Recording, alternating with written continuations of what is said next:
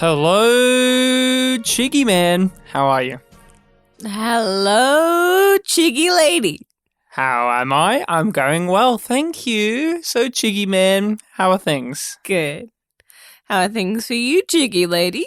Oh, I'm feeling very spiritual. It's very Christmassy. Is it Christmas time when this episode comes out? I have no clue, but this episode of Space Above and Beyond we watched was Christmassy and it got me in that feeling. Oh, I just want to give you a gift, Rachel. I've got a gift, actually. Here it is. Prepare to unwrap it. Okay, she's unwrapping it, everyone.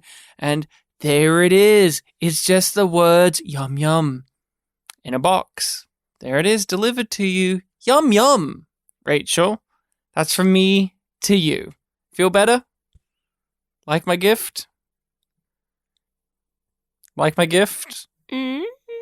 She's saying yes with her eyes. A gift? She admits it. She loves it.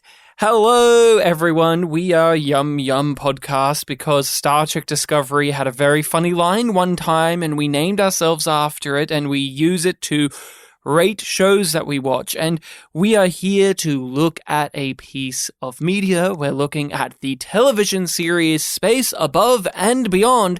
This is my revisit to Space Above and Beyond, but Rachel, this is your first time. Yep. You've never seen Space Above and Beyond before? Nope.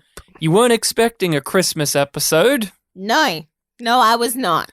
And you out there, you yumlings, you people listening, you may not have expected one either. So if you are first time going through Space Above and Beyond, or you are a veteran of the series and you're wanting to join us, come along because we aren't going to spoil things that are beyond this episode. We'll refer back to things.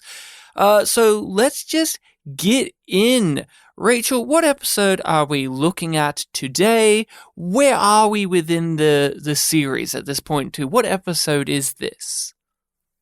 Oh, well, we're at episode 11. Apparently, about halfway through this show. Mm-hmm. And that makes me sad. Yeah. Because, you're liking it now? yeah. You're this invested. episode was fucking awesome. Well, what episode is awesome? The River of Stars. When the Marines are stranded in enemy territory on Christmas Day, they receive a cryptic transmission which tells them to hitch a ride back to safety on an incoming comet's orbit. Interesting description from the DVD there. It's a little bit spoilery on what happens. Yeah. I feel like there's a better way to describe this without giving away the meat and the bone there. So overall, my history with this, since I'm the one with the history, is I remember this episode. Of course I do. You do not forget the random Christmas episode in your Sci-Fi War show. Of course you don't forget it. I like this episode. I've always enjoyed this episode in my hazy memories of having watched Space Above and Beyond because, yes, I have seen this show before, but it isn't the most concrete in my mind in comparison to other sci-fi shows that I've watched. I've only watched this maybe twice before having to do this, and there are some key episodes I've seen many a times because my parents recorded them off the TV, like Ray Butts, for instance, but this is one, I've only seen now 3 times, but I remember it vividly because it does have that gimmick of being the Christmas episode, and it's just unabashedly sweet. Yeah. It has some challenging aspects to it, some dramatic moments that are played and character beats that are very touching in multitudes of ways, not just in a sweet sensation. So yeah, this is an episode that has resonated with me, and it resonated with me today when I gave it a viewing, especially having to go through this series episode by episode, talking about each one of them and seeing how how Space Above and Beyond is developing its identity and developing its voice and playing around with what you can and can't do in this setting. And so looking at it from that perspective, this episode also really worked for me. Rachel, The River of Stars, what did you think? Are we going to do a little review of what I thought it was going to be? You faffed about last time. You all, there's going to be some stars. My theory was it was going to be a geographical location. Not an episode plot, but an idea. Yeah. And you were right. Yeah. It is important. It's constellation. It matters to Wang, and it's a representation of his faith, which was really well played. But you were partially right because you guessed that a river of stars would be some important physical phenomenon or location, but you didn't really hazard much of a guess to a plot. No. You were just hooked on the title. Yes. So, first off, actually, Mm-hmm. what did you have any thoughts going in before actually sitting here today and pressing play? No. No? No. Nothing. No. You just blank and went in. So how was it when it presented itself? I guess we're skipping past what did you think of it. We'll get to that. But I'm curious because this is a different episode. What did you think of what it gave you, which is we're going to have a Christmas one? I was like, okay, you're doing this because it isn't like, and now it's Christmas, which, is what happens sometimes with Christmas specials. Mm-hmm. It's just like worked into the episode and it's there because it really fucking matters to the themes. And to the historical parallel that is given to us at the beginning through Wang's monologue, where he is telling us about that incident during World War I. Mm-hmm. And he even tells us that it's now Christmas time in this universe. And so that was neat. But yeah, you were on board? I was on board. I was like, let's see how you do this. I was a little bit dubious because it is a bit random. But I thoroughly enjoyed this episode. This episode stole my heart. It did. It was very pleasant. How did it steal your heart and why? Why this one? Because I can understand from people not liking this episode. You had a brief look before we recorded at the IMDb score and you were like, why is it so low? A 7.5. And the next one is such a big jump up. A big jump up. But I can understand why, because it is a big swing. Yeah. And it's very syrupy, sweet, corny. But in a way that I found effective. I really liked that. I like the way that it's working with all of these characters that we know and some other members of the 58th that we aren't familiar with. And I was expecting those people to die. Yeah. Mm-hmm. Because you're set up right into a conflict yet again, and we've seen conflicts in this show cost lives. And you were expecting, well, there's going to be more conflict in the episode, right? Because we started out with a space battle, and the pitch of the episode is our 58th and co. are on their little vessel, their little craft. They've been winged, and now they're out of fuel, and they're slowly drifting into no man's land. No, they're in no man's land, but they slowly drifting towards Chig territory. But they had drifted into no man's land. Now they're drifting further and further into the enemy territory.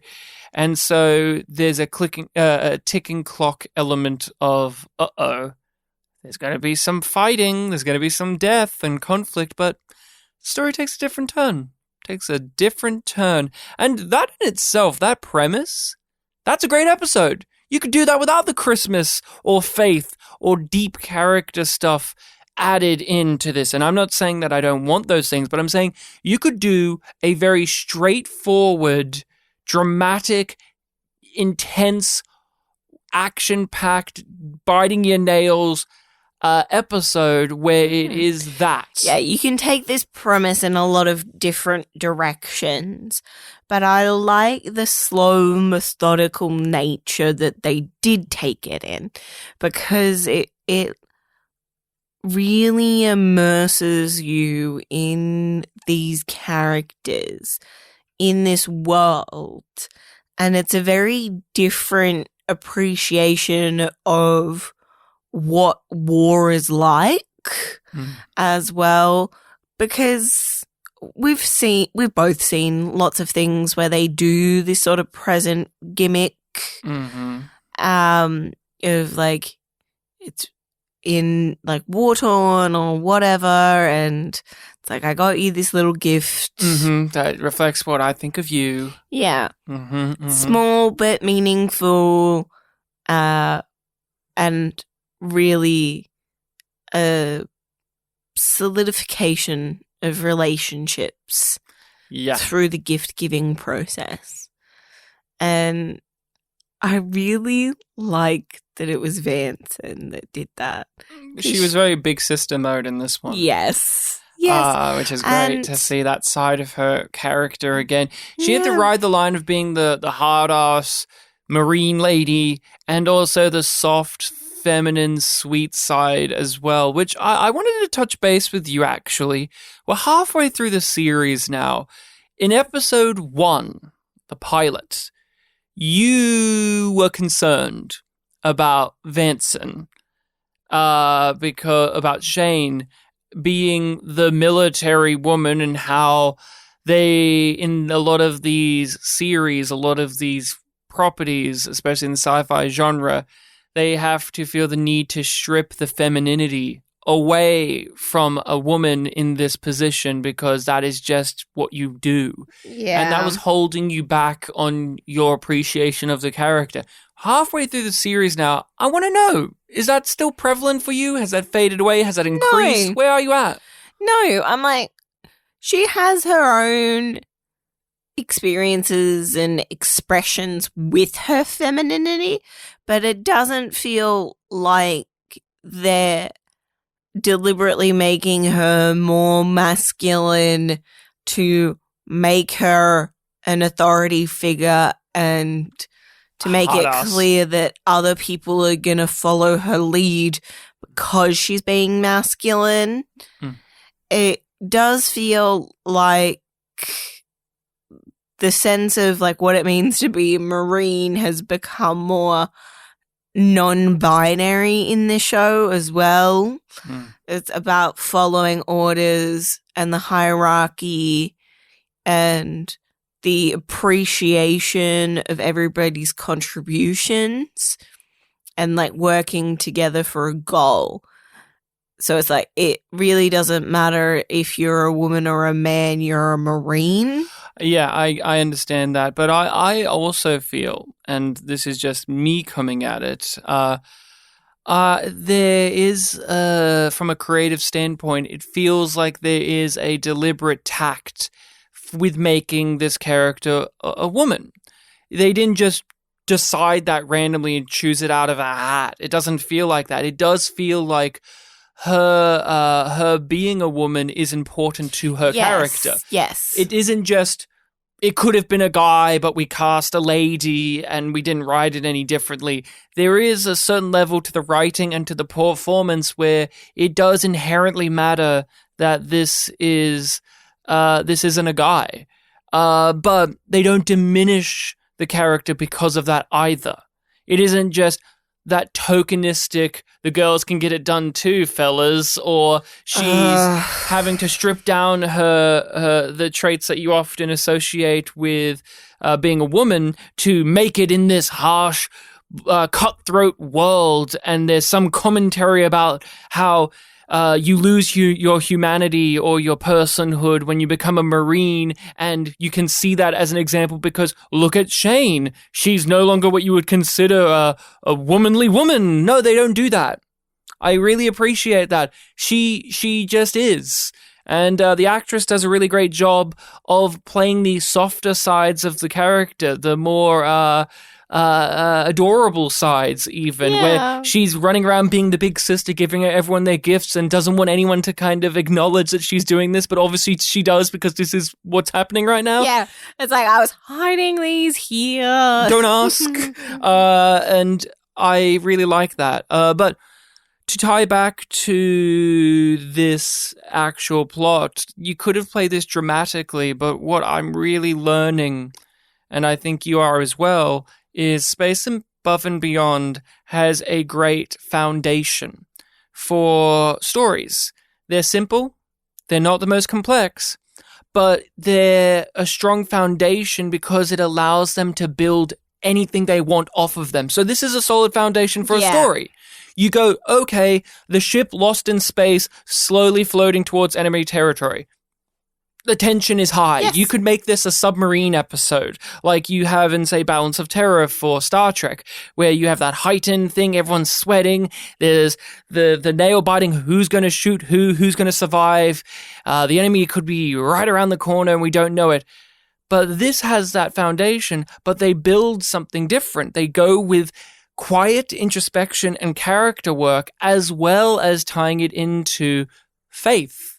This is actually a series about faith. We mentioned this in the last episode. Yeah. These creators, these writers, have a perspective on it. They have something they have to say, something they actually want to explore within the text about what faith is, and how, again, you can apply that to the foundation that is this series, which is, this is a sci-fi military show. This is a sci-fi war series. And yet, here we are, we have a Christmas episode. Yeah.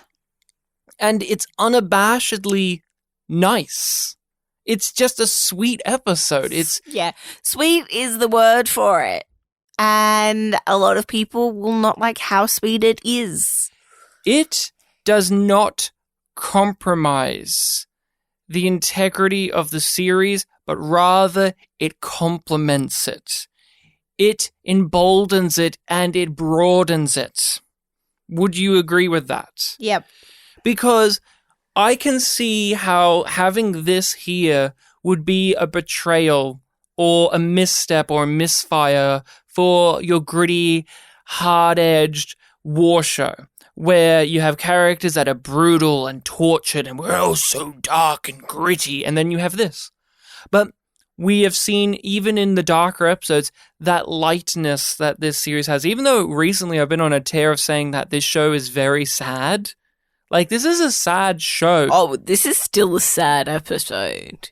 I didn't find it's hopeful, but it is sad in its own way. Like, it is not a Merry Christmas episode. It's just a Christmas episode. Strangely, I was very happy, though. I actually found this to be a very happy viewing experience. I was moved, but not in the ways that this series has moved me before. The way that this series has moved me before, we've all heard discussed on the podcast already, where it has hit me in the gut and made me feel the weight of war and the terror and the repercussions of violence and all of these really heady and heavy themes. Here, though, I felt really happy. I felt connected to the world, and not just the world of the show, but our actual world. Them having the beginning where Wang tells us history. Hey, here's history. That threw me off. It threw me off, but hard. And I was like, what the fuck is happening? And I crossed my arms, went, okay, look, I've already complained about it on the podcast. I hope, these creators, they're nerds for history. Military history, and I know this story, as do you, and here they are just working it into the show, clumsily, haphazardly, straight from the beginning, because they're nerds and they just need to have it in there. That's how I thought about it. But by God, we finished the episode, and it works. Yes, and it's so important to have that part there. I was a bit worried that it was going to be like, and here's this info drop. for people who don't know history. And it does function in that way as well. It provides context for the story that they're telling. That this is a historical parallel. And it sets the tone. Mm-hmm, and it also tells us that the Chigs, this is the first time that the Chigs are in fact more human, in quote unquote human. You know what I mean by that phrase. Yes. That they have a level of dignity and honor and empathy, and they can hold back, because we're told throughout this entire episode that they don't do that. And we've been shown that they rarely, if ever, do that. That they're more cold-hearted monsters that will kill you. Yet there have been some signs that there's a little bit more going on underneath. This is the biggest push. But that monologue at the beginning, yes, it's telling us, it's giving us the context. But what really worked about it for me, having it there, was it connected me with what this show was doing in these 45 minutes by showing us a sci-fi version of that story of all of the soldiers going on to no man's land and celebrating Christmas with each other in World War I, showing that altered version of that story in a sci-fi setting. It made me reflect, as sci-fi often does, about the world, about society, about humanity at large, and it gave me a great sense of happiness and hope and warmth that we are capable of that we are capable of putting the guns down when we need to and actually drop it all to the side and just connect like that. Yeah. And we see that is a theme explored throughout this entire episode with McQueen and Ross having to believe that things are going to be okay. It's a lot about faith, a lot about belief, and a lot about the human condition. I got a lot out of this. Let's go through some of the story beats. Let's go with McQueen and Ross first, since they're on the periphery.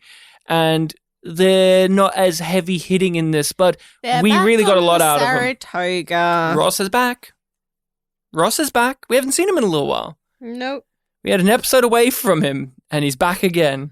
Mm-hmm. Yes, you're saying they're on Saratoga. They're on the Saratoga. McQueen's convinced Ross to mount a search and rescue.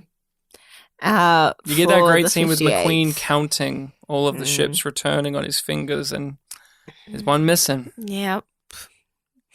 And the way he stretches his fingers out, and then when he realized that one's not back, and it's like the fist. Such a powerful visual. And it's just like, yay! They're showing, not telling. And they're letting the actor really perform.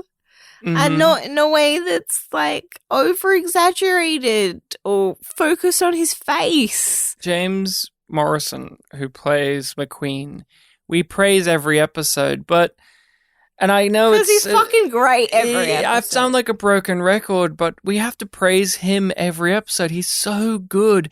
I don't know what it is. There are some actors, and again, this is the highlight. I don't know James Morrison's work that much outside of this. I've seen him in one or two things, but never as fully prevalent in a role like this one.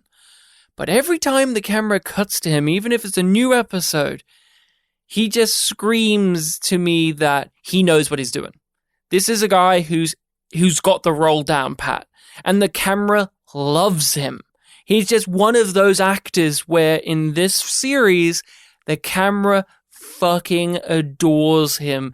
Every time we get a shot on him, it goes up 50 points in quality. It is just one of those things where there are those actors, right? Where they just have that on-screen presence that just jumps through the TV screen and grabs you by the collar and drags you into what you're watching. And he is just one of those guys where he's not doing much in this episode, but I wanted to watch him every single time he came on. Mm-hmm. And Ross as well. Ross has that quality too, but I think I'm a little bit more biased because I like that actor a lot. I've always liked Tucker Smallwood, and every time I see him in something, he's always noticeable to me in a way that I enjoy because he has such a specific manner of speaking. But yeah, they're mounting a search and rescue. There's a bit of back and forth between Ross because of like, can they even do this? Is it worth the risk? Because they've got other conflicts they're fighting. Oh yeah, but like we just had to flee that area because we were losing. And this other ship is getting attacked. We need to help them. Yeah, we've been told to go do this thing. But McQueen convinces him to do it. And like, I cannot overstate how much I loved McQueen in this episode. I really like the McQueen-Ross relationship. It begins with them, ends with them. They're joined at the hip, these characters and those actors.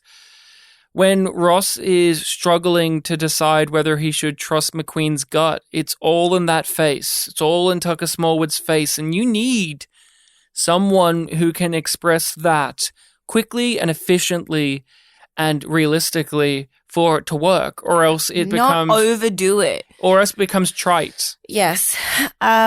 So we have them working together throughout the episode. McQueen figures out fairly quickly because he trusts his gut. He has faith. That the 58th are alive because their instruments can see that they're receiving their transmission, but they're not responding. Mm-hmm. And he chooses to believe and have faith and act on the assumption that that's not because they're all dead, which is what everyone keeps saying. Yeah, multiple people keep on trying to tell him, and he's like, nah. We get to a point where there's confirmation because this certain satellite or this certain communication relay has been knocked out, so they could be replying and we just aren't able to hear them. Yeah, either their stuff and like this other thing, we don't know. But he chooses to believe that they are out there, they're alive, they're just unable to respond. So he keeps on sending messages to them over the comms, being so cute. He reads them out a few things. Jockey. Yeah, he plays them a message from some astronauts, and it really ties into the things. There's a lot of, even though the cold vacuum of space is death, they do with McQueen, with Ross, and with our main characters, the Chigs even, and old transmissions from Earth, that life or some remnant of it still transmits its way through that void to others.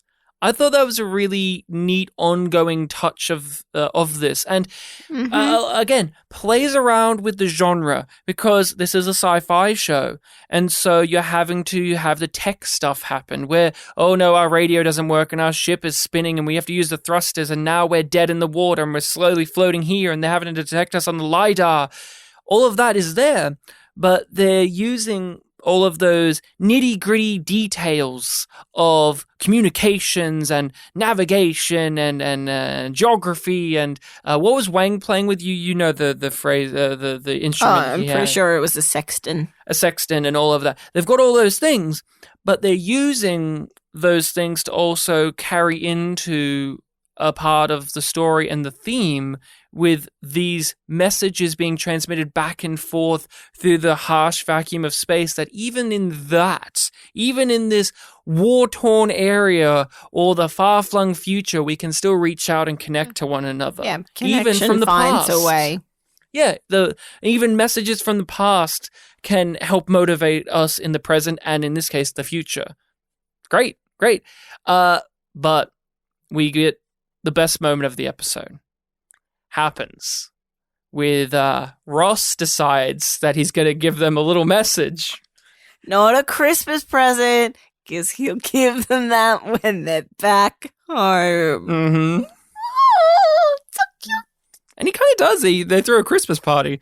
It's not just them coming back home alive. It's like they instantly get a Christmas party and everyone's drunk and having a wild time. But what's Ross's message, Rach?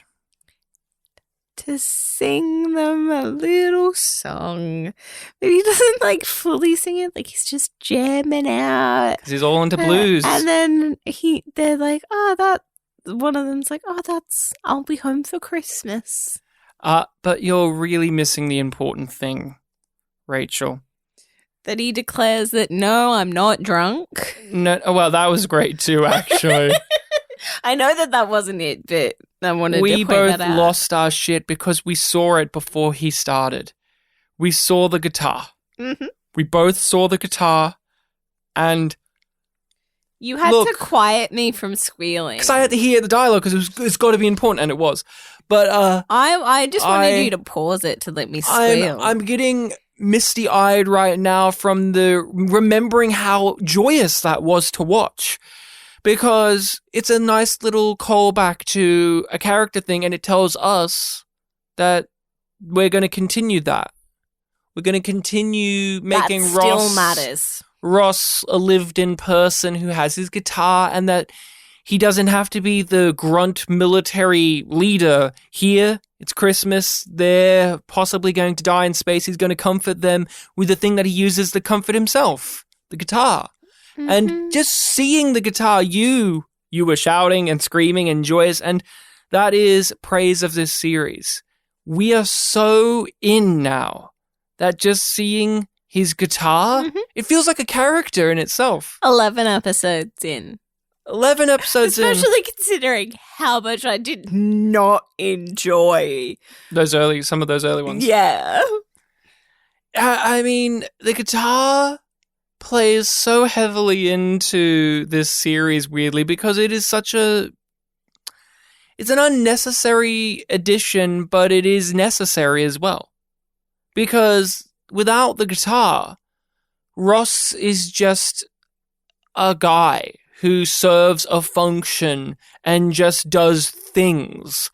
We talk about that a lot on Star Trek Discovery Talk, where the characters don't feel lived in and real. They only just feel like they do their thing. They do the task. They do their job. Yeah. They do the thing that helps move the plot forward or convey themes. They are just plugins. They are just cogs in a giant narrative machine rather than living, breathing people. And you need these little additions because Ross, again, he's not a main character. Unfortunately, he should be. He's in most of the episodes, but if he didn't have that guitar, he would just be the guy. He would just be a guy. He would just be a dude. And I'm not saying the guitar is the be-all and end-all. It's just one of the many things that has made him evolve beyond just being that guy in The Farthest Man from Home who just says, it's it's classified. It's compartmentalized. He's no longer that dude. Yeah, he's no longer just that dude. No, yeah, he's no longer just that dude. He's a man who has a guitar and has a sweet side and loves the blues, and he's going to sing and do that during the end credits of the episode 2, and it was awesome. And eventually they find our people and they celebrate. I just want to keep going with these guys. We get them ending the episode 2 where McQueen and Ross are looking out the window at this Christmas party. McQueen has just been given a gift that we'll circle back around to, and he also has the gift of the Morse code coordinates or things from the Chigs, and he says, "I got 2 gifts today. I got 2 presents today." And what did you think of the Chig stuff in terms of what it is adding to them? It's fucking great. It's fucking great. And kept on sort of thinking back on Choice or Chance and how I want to say Leroy? Leroy? Yes. Yeah. How Leroy says they don't like you calling them chicks. Mm-hmm. It's just like, they have feelings. They do have feelings. Other than anger. They do. They're showing more things that we associate with humanity. And those sort of things are not the way that you can perceive an enemy in war. because once you see your enemy as a person, it's much more difficult to kill them because it becomes murder. How did you react to their actions, though? Did you immediately clock what it was going to be, or did you think likewise to how Ross was? Because that's the thing. Are they luring us into a bigger trap to fuck us up, or is it mercy? No, I assumed that it was going to be mercy, mainly because of Chang's monologue. Wang's monologue. Yeah. Paul, mainly because of Paul's monologue at the start of the episode.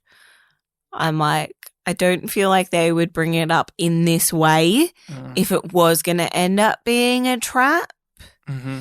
Because thinking back to the way that they set up, in one of the early episodes, there's an ambush tactic that they use. And this felt very different than that. Mm. So I was just like, oh, yeah, this could go tits up, but I don't think this is what they're going to do here. It's an interesting wrinkle to add to them as you create your show, because you could have kept them as just the bad guys, and then eventually you soften them when we have one up on them, but they've got the one up here.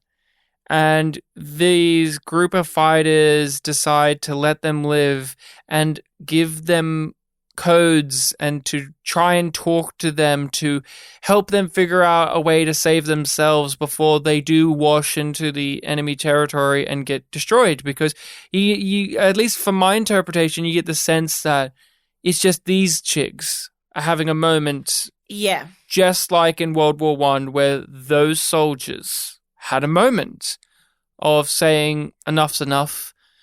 Let's just stop for this. Put this aside for now. And just live.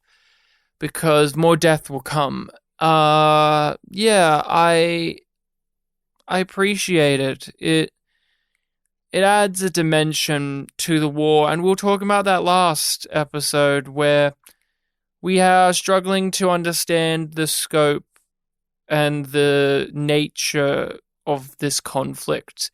And I'm not saying that's solved here, but it is alleviated. This here alleviates it just a tad, because it satiates me a little bit.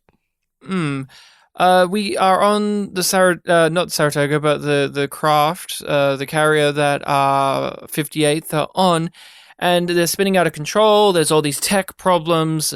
Pipes are bursting, the radio's not working, the computer's fucked, the thrusters are out of fuel, Wang has to do this, and Vanson has to do that. You have all of the stuff. You know, the mandatory, oh no, we are dead in the water and we have to deal with all of the problems. That's fine. And they do all of that stuff very well. Very competent. Very competently done. The biggest complaint I have, okay, if I have one, you know what? I have barely any negatives for this episode. I have one negative. And maybe you can tell me if I'm wrong here or if you agree. There's no sound in space, guys. They hear the ships whooshing past them and it like I don't know. There's just, they could hear them from very far away. I don't know. It's just they play fast and loose in this singular episode with space. Because when Wang goes out into space, they treat it like how we know space to be. There's no gravity. It's silent. Everything's in a slower motion. There's a lot more physical strain to getting from place to place. But then the jigs are flying about and they can hear them. And they know they're there. And they can spot them from a mile away because of noise. Yeah, I just ignored that. But yeah, what if you actually think about it, it's very annoying. There's another way they could have done that. I honestly think there's other ways they could have gotten to the same point, which is the chicks could kill them, but they let them go and the chicks fly away. Why? There's another way you could have constructed that, but they went with a very, I don't even want to say lazy, just bizarre option. Yeah, it doesn't fit. It's Sci-Fi 101. You have to decide too, okay, if you're going to do that, you have to make it very clear that that's your sci-fi rule. Even if it's not realistic to life, each show has a little sci-fi rule. Like, remember when Firefly, where it was like, oh, we don't do sound in space, actually. Like, you never hear sound in space. Well, in most sci-fi shows like this and Babylon 5, we, the viewer, can hear the lasers going off or the explosions sounds in space or the thrusters because it's a show. And we just like to hear those things, and it adds a layer to it. Not every show needs to be Firefly, where they're oh so precious because they don't do sound in space, and they have plucky guitar. Yeah, that was my big criticism there. But talk me through some of the stuff happening on the craft, some of the stuff that grabbed you or interested you. Mm-hmm. We've touched on things that happened throughout the episode, so do you want to go back to the beginning? Well, at the beginning, they're spinning out of control. Yes. So they eventually level it out, but they Yes. waste all their fuel, which we know is important in this show. Yes. Also, linking back to last episode. Yeah. In a very subtle way, where like if you miss that episode, you don't feel like you're missing out on anything, but it's adding. And linking back to the world that they're building. So everything's fucked. They're in the middle of nowhere. They can hear that McQueen's looking for them, but they're looking in the wrong place and they can't tell him where they are because their comms are down. And if they release a flare, it'll just notify the Chigs because the Chigs are closer than the Saratoga. Oh god, there's so many good little things. Well, I think the gift stuff frames everything here because Vance and Shane, she has all of these gifts, she's giving them to everyone, and it frames the Christmas stuff and everyone's reaction to it because we get a little bit of insight on how everyone reacts to Christmas, but not just Christmas, but spirituality and faith. And we learn that, say, for instance, Danfu, no shock, she's all in. That's something that I think we already gathered, but it hasn't been explicitly stated before. We just get that vibe that she's a good Christian woman. Yeah. And she has a big family and she believes in Jesus Christ and she believes in the Marine Corps. And she has all that. That's a given, but they give us it anyway. And she's there to explain what Christmas is to Hawks, because he ran away from the facility before they told him what Christmas was. And he's been wandering around not really understanding the depth of Christmas. He just knows that it's a day off unexpectedly and a very lonely one for him. That's really sad. Yeah. It's just like it was just lonelier than other days. And it's just like, oh, you were so lonely. You were so lonely and afraid. You poor little 2-year-old wandering around lost in Philadelphia. He's 6.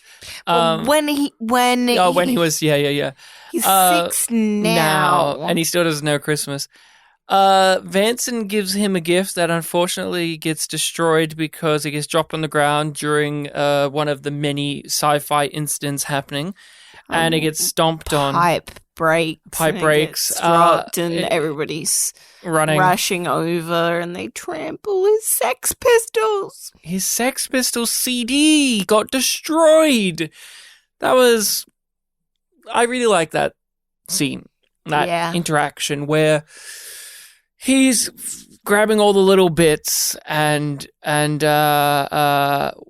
Shane looks devastated. She's just, oh no, my gift got destroyed. But how does the scene play out, Rachel? What does Hawks get out of this? It just means a lot that you got me anything.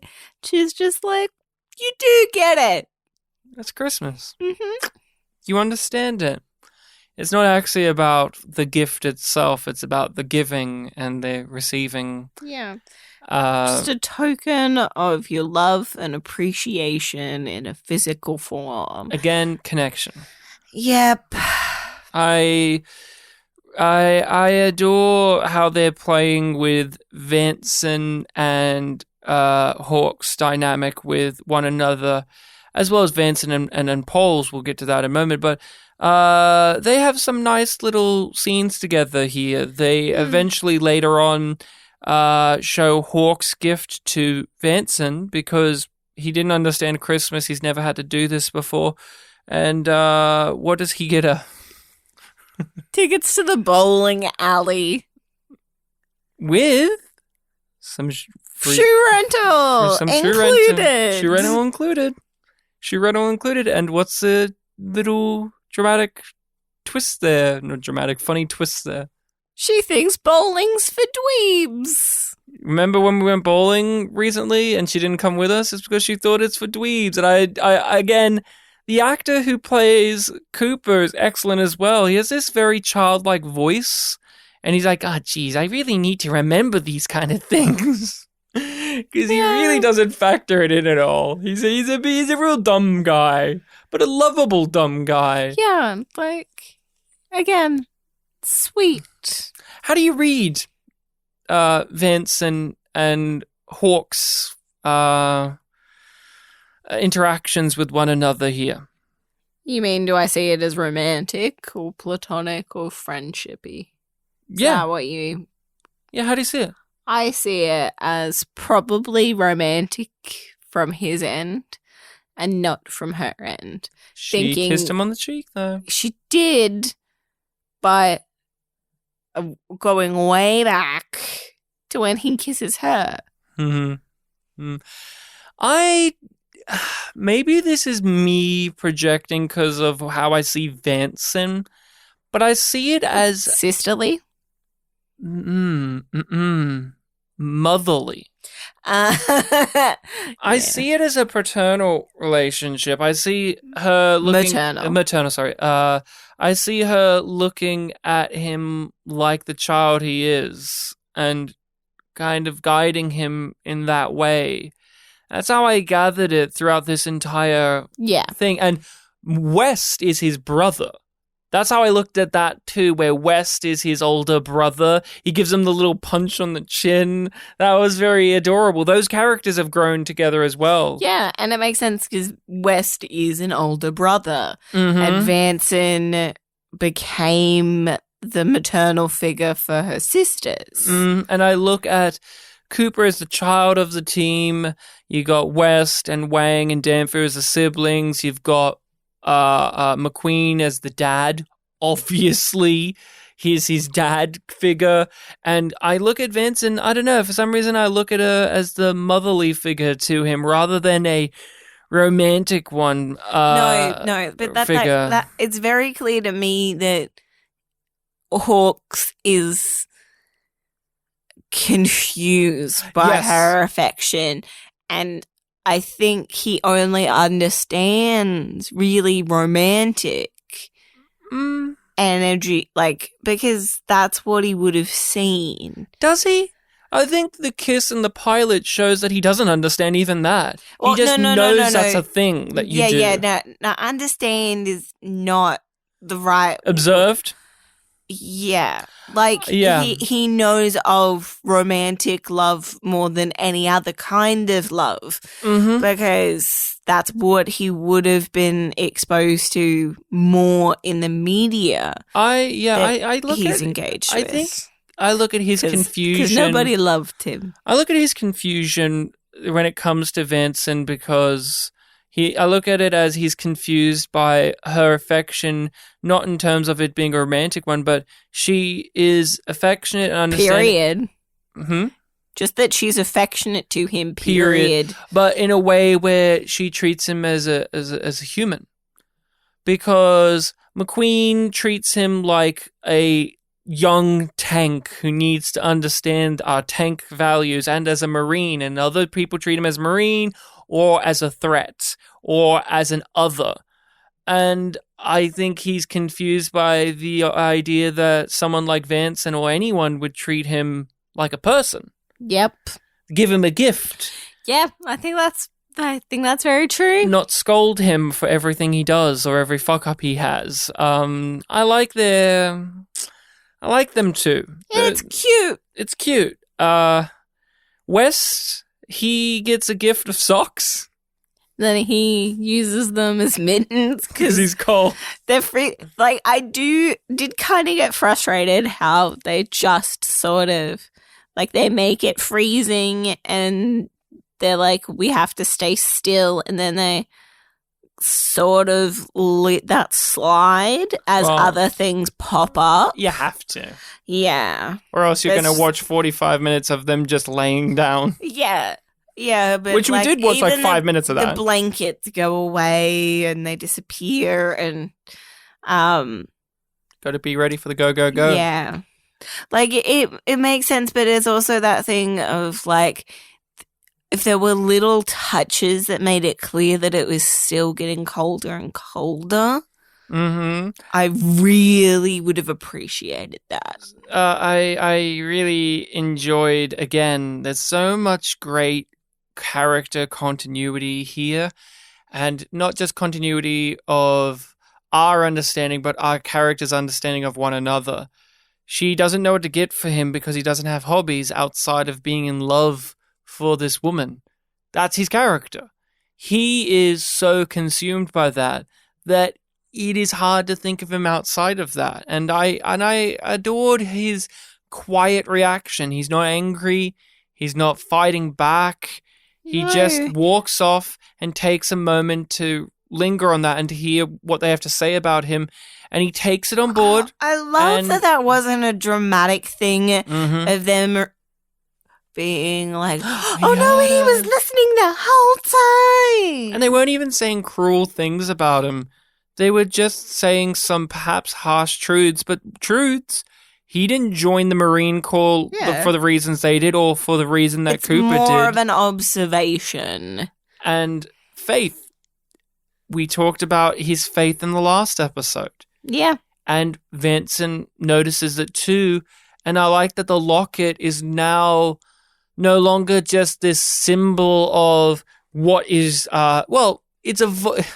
it's an evolved version of what it was before, because it's always been a symbol of what drives Nathan West. Yes, but now it's not just for him, it's for the whole 58th. Mm-hmm. And that sort of matches the fact that it's gone up to the level of belonging to McQueen. Because he gives it to Wang first, because it's now a symbol of faith. And Wang doesn't have faith, seemingly. He's saying that he doesn't, but he's acting like he does. Because he still does the cross. He's still talking about these things that meant a lot to him in a spiritual fashion, while saying that I can't believe in that anymore because the world is so fucked. I want to get back to Wang because there's so much. Wang's such a fascinating character. I really forgot that. I always think of him as just a goofy side character, but wow. But West is just such a quiet guy now, and it works. We need that from him to be a quiet. Again, this episode was really quiet. Mm-hmm. I think that they don't make them like this anymore. Like, modern sci-fi shows wouldn't do this episode. Heck, sci-fi shows of the 90s didn't do these episodes ever, if all that often. Give Space Above and Beyond that unique quality. That still is unique. It still feels, I don't want to say bizarre, but it just stands out. Space Above and Beyond has a flavor to this medium that still is rarely tasted by us. Yeah, and it was like this episode, in the best sort of way, reminded me of several Doctor Who episodes. That's a great way to describe it too. Yeah, Doctor Who's a good one to look at, especially the modern era where they had their Christmas episodes that were unabashedly sad or sweet. Yeah, but West, he goes through the whole entire thing. He helps save the day with some great maneuvering. He's relying on just intuition and manual stuff. Really, really, really great. Then we got Wang, the big one to talk about. Oh, God, it's so good. It's so good.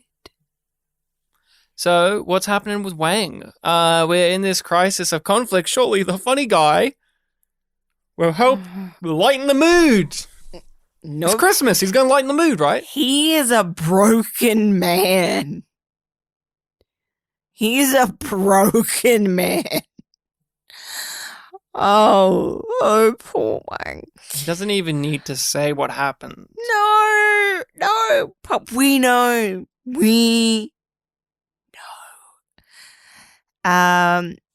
So he is dealing with the radio transmission. That's the spot where he ends up with. And he's the guy who knows the constellations. Yes. Because of the said river of stars were a symbol of hope. Yes. When he was in dire straits. Not even that exactly. Like, it wasn't. Because we knew he had a troubled youth. He grew up in a horrible situation. When he would come home from basketball practice or basketball, he'd look up and he would be comforted to know that these will always be there. Yeah, that there is some stability in the universe, but also just that, that continuity of the universe is more what I took it as, and that sort of sense of safety and security that certain things won't change, that you can rely on things outside of yourself. And all of that is his faith. Yeah. And West digs into that at the very end when he gets the locket back, right? Where he knew that Wang had faith within him, not only because he's a Marine and he's had it in the past, but because he still believed in the River of Stars. Because he was still comforted by the River of Stars in this episode. Him seeing those and him recognizing that and him explaining his previous connection with it was him saying that he had some form of belief. Just because he isn't all into Christmas and he gives us the real world explanations of what could have been happening with the birth of Jesus Christ and the finding of this, and actually his birthday was this, and actually we're celebrating this, and even though he's cold and analytical in those ways, which is obviously ways we are shown that he's using that as a running away from his previous beliefs, because you can tell he grew up in some way Christian or some way religious. Yeah, some organized religion.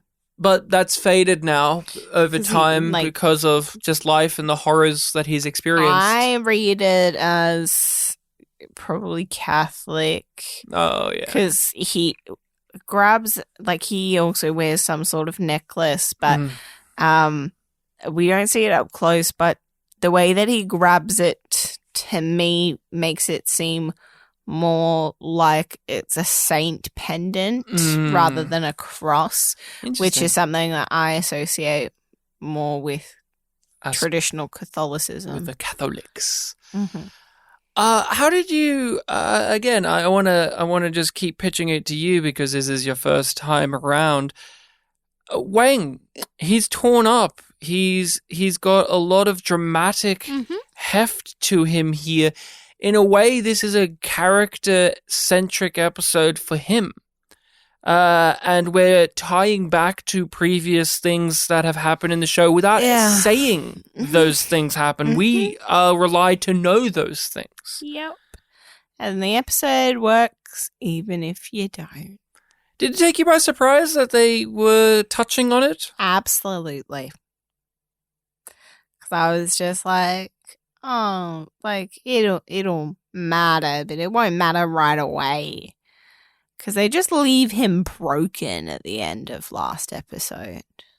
In Choice or Chance, yeah. Well, the previous one, it was just all West, remember? Yeah, but Wang is still left broken at the end of that. Like, he's even in between, like, even more so at the end of Choice or Chance, of course. But last episode, it wasn't like he was bouncing back and back to his usual self. Like, no, he is still broken, and this is he's hardened. Him trying to go like, the old me is dead, and West is just like, no, you're still you. You're still you. It deepens him. It deepens him. It's made me very sympathetic towards him. I keep struggling with who's my favorite character. They keep bouncing around. Obviously, McQueen's number one, Ross number two. Those guys are just fantastic. But I want to say, oh, it's Shane, or oh, it's a good tank boy, Cooper Hawks. West keeps climbing up there, but Wang is just this silent dark horse character because he's still in our main cast feels regulated to being a secondary. Yet they have given him many deep character episodes. We've had 2 now that I feel way more than I was expecting, even though way more than West. Even though you told me that Wang was, you didn't even know he was a character in the pilot. You were like, oh, he's going to be a character in the show? I'm like, yeah. Oh, okay. I was like, what did you think about Wang? And you're like, who? Like the Asian guy. That was all about sports and made funny. And you're like, oh, no, yeah, he was fine. Yeah. Okay. I just want to take a small moment to say that I really like that they didn't kill anybody. Nobody died. That one dude gets injured. Like, his hand and arm get frozen, and then he just has a little bandage. Yeah, he just had to rip the skin off. Yeah. It was a cold But, burn. like, as soon as they were showing those other people, I immediately thought that they were just going to be cannon fodder, or that somebody was going to die in the crash, or, like, have to sacrifice themselves in the EVA suit or something to save the rest of them, like some sacrifice. But no, they're there and they round out the crew at, like, it makes it feel more like this was an actual mission that they were going on, not a setup for an episode, because those other characters are there to flesh it out a little bit. And, like, they both have their little moments throughout the episode, and you get a sense of who they are and how they work with the 58th. Because I think they're the same two, I might be wrong, that came on board with the assassin. No? Different characters, yeah. Different characters? Different characters. Different characters, sadly. But it would have been nice to don't worry. Those. We will have people stay around for some little episodes here and there. We will have that. And we've had that in the past. Like, I mean, that's Commodore Ross, admittedly. He was a guy that you thought he was going to just not come back, or maybe he will. But one of the things that Space Above and Beyond, I'm really valuing on this, because I chose it because I really like it, but I haven't watched it regularly enough to say that it's a perfect show, and I'm not saying it is.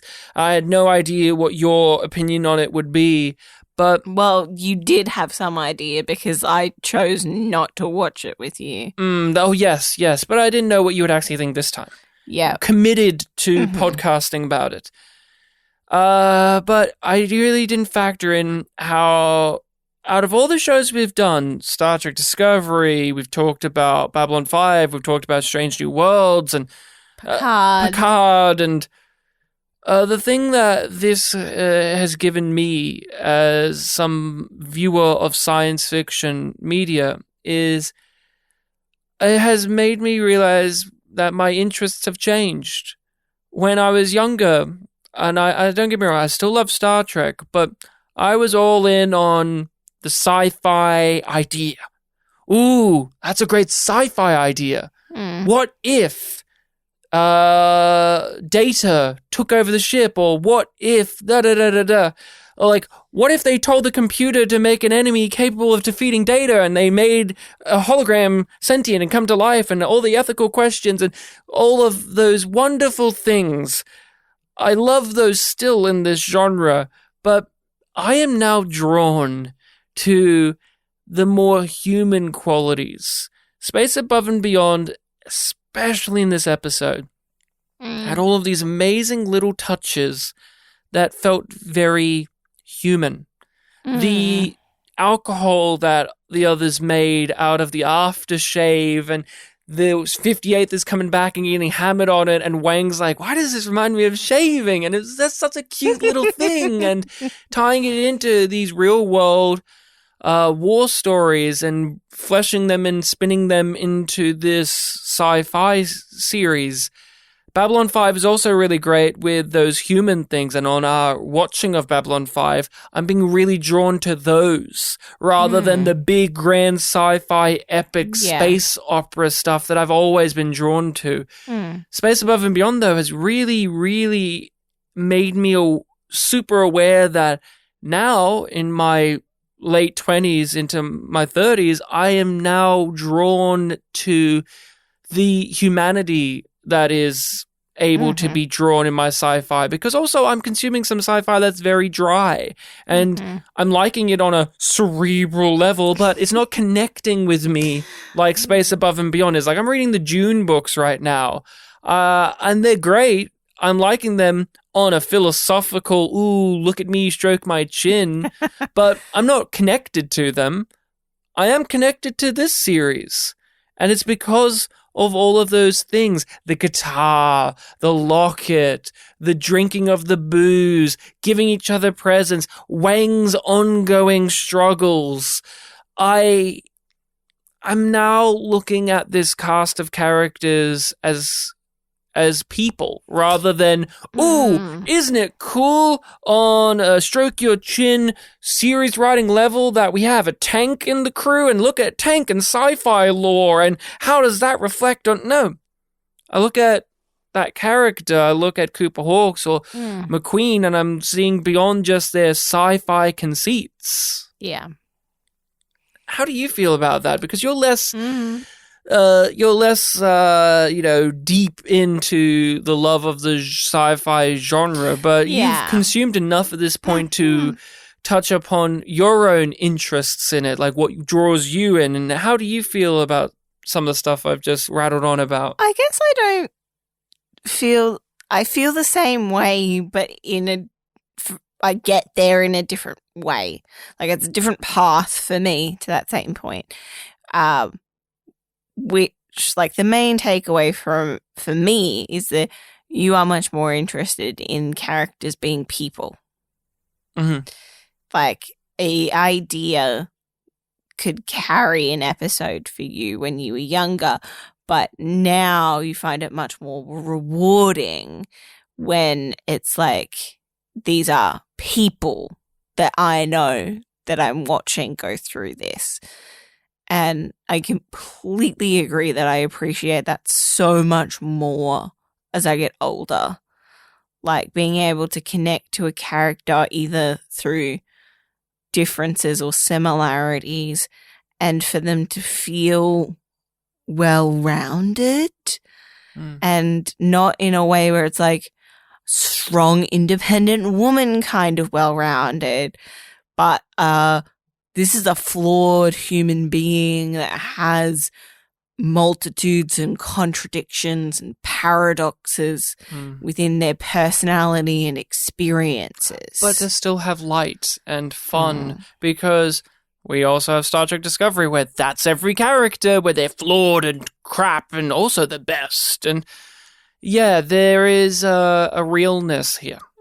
Because with you, when you are watching things, say we're just talking about TV, what keeps pushing you? Like, what draws you in the most? Is it a plot thing or a genre thing or characters or an overall feel, a vibe? Have you ever thought about it? It's usually characters. And I have thought about it, because if I like characters, I will continue watching a fucking shit show. I will go back because I want to know what happens to those characters.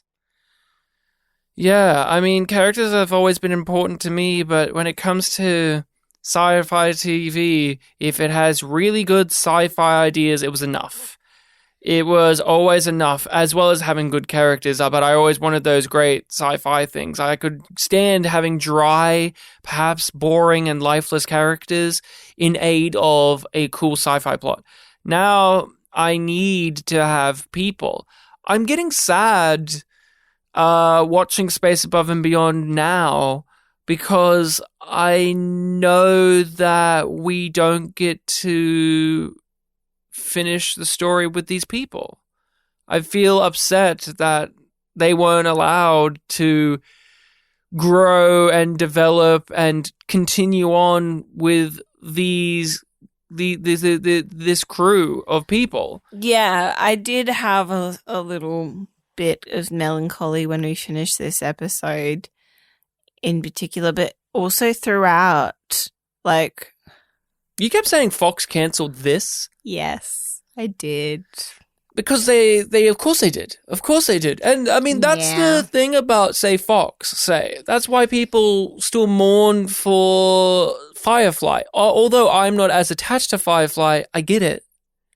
You really like those characters and that world, and you could see that there was a vision behind it, and the network hated it from the drop and did everything in their power to squash it. Space Above and Beyond's a more tragic case because it's still squashed. You can't find it anywhere easily. No one talks about it. Hence, we're talking about it. There's like only our friends at Continuum Drag actually sit down and watch it episode by episode and talk about it. Everyone usually talks about Space Above and Beyond as this oddity or as this thing where we can just look at it in retrospect and go, oh, look where that fit in the thing, and go, oh yeah, that's cool. How cool that they have a space marine show. But to actually get into the nuts and bolts of it and to sit down week to week and actually spend the time with these people. Again, this is a show now for me where it's about these characters and about these actors playing them and the writers finding the voices for them that I'm really getting. Is this one of the best episodes? Yes. I still really... It's definitely one of my favorites, if not my favorite episode so far.